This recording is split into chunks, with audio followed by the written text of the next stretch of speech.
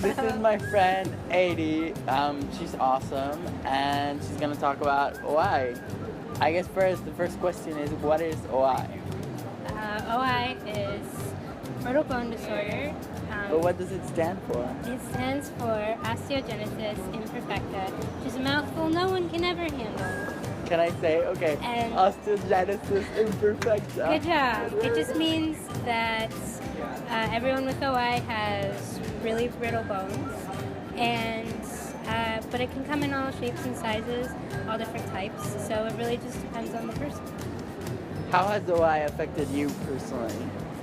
Well, I don't know if you can see, but I'm obviously in a wheelchair. Modeling, thank you. And so that's been the biggest kind of, I don't want to call it obstacle, but the thing I've had to deal with. And I know we look mostly the same size right here. I'm rather short in full body. That's been another issue. But other than that, it's never really gotten in my way. Great. What is one of the biggest misconceptions that people have about OI? I think a lot of my friends, when we first were meeting when we were younger, always thought that they could never touch me because I would break. I went to public school. There were a lot of kids in the hall that kept whispering, don't touch her, she'll fall apart. And that's not true. So there are some things I can't do. But if I'm careful, I can do most anything that I feel like. What is like one call for action that you think even people with OI should be doing more? I would love to see more of us go to college. A lot of people with OI that I know are really afraid to kind of leave home, and it is difficult because you have to worry about people who don't know you and don't know how to interact with you and don't know which ways to be careful and which ways they don't have to be. What things do you have to be careful about that you could actually do, like break yourself? Like when I think about the possibility of someone breaking, I would think of like from getting dressed to like going on the street, even to like doing what we normally do.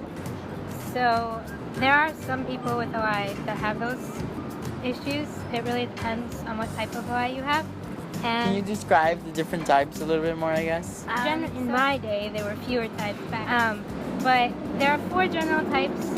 Type 1 is the most mild, and they usually are the tallest of us, and they can walk a lot of times, and they look normal. They're the ones that can most easily pass in society. We talked about passing with Conchita, actually. Yeah. What does that mean for you? For us, it usually means that you can walk, and that if someone looks at you, it wouldn't necessarily know that there's something wrong, which can be good and bad. With OI, it can be bad a lot of times because they don't know that if they do something like grab your arm to try and pull you somewhere, that they might break it. But it can have some advantages, just socially, I guess. Type 1 is kind of the most mild, easiest to miss. Type 2 was thought of as deadly. The people with type 2 are often very, very small, and they often have a lot of other health complications. And they're the ones that most likely would have problems breaking, doing the things you said, like getting dressed, or trying to get ready, or move their chair around, or anything like that. So, and then type 3 and 4 are very similar. The differences are really minor, and that's me. So we usually grow to type like, 3. Woo! Yeah, we usually grow to like 3 or 4 feet tall, and but it really depends on what we can do, just individually. So I heard I think from you, like this like trend going around that representing people with OI as like snowflakes. Yes. Can you talk about that? So snowflakes have been a symbol for people with OI ever since I was a kid. They represent fragility and uniqueness. Supposed to represent that even though we're all different, and to people with OI probably won't look the same at all. We're all somewhat similar in that we have the same problems of tending to break apart when you do anything rough with us. Yeah. And also, some of us can be quite transient. Our lifespans are not quite as long as the average. What's the average lifespan? I think getting into like 50. So do you think it's a good symbol or not? It depends on how people see it. For me personally, I don't like it. Why?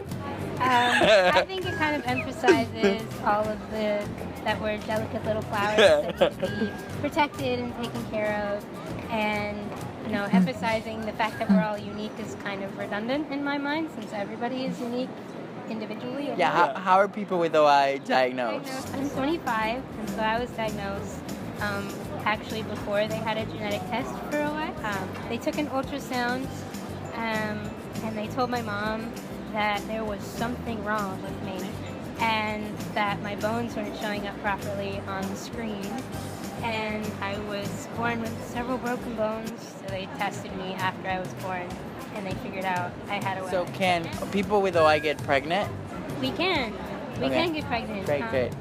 Okay, so what should the hashtag for this week be? So our biggest symbol is a wishbone. It's supposed to symbolize that even though it's broken, there are still hopes for the future, and it's still really strong, because it can actually be really difficult to break that. Any questions for 80 or for anyone else with OI, you can leave them in the comments down below with the hashtag wishbone. That's it. Okay, bye!